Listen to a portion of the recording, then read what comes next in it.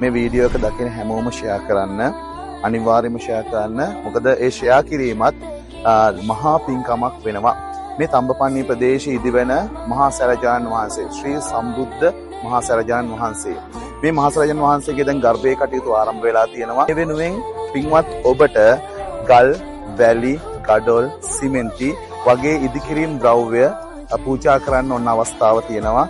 පින්වත් ඔබ හැමෝටම ඒ වගේම ඔබලාට පුළුවන් මේ පින්වත් ඔබට පුළුවන් ශ්‍රමයෙන් දායක වෙන්න, මුදලින් දායක වෙන්න. ඒ වගේම හැකියාව තියෙන හැම අයුරකින්ම සමහරට ගෙදර තියෙන පොඩි දෙයක් හරි පූජා කරන්න අවස්ථාව මෙන්න මේ තියෙනවා. මේ පින්වත් ඔබට මේ සෑරජාණන් වහන්සේ ඉදිවන භූමියට පූජාවක් කර ගැනීම සඳහා.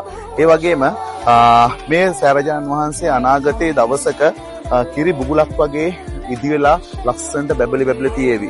හැබැයි ඒ වෙලාව වෙනකොට මේ කාටවත් ඒකට කිසිම ගඩොලක්වත් වැලි කැටයක්වත් පූජා කරන්න අවස්ථාව ලැබෙන්නේ නැහැ. එහෙනම් මේක ඇවිල්ලා මහා දුර්ලභ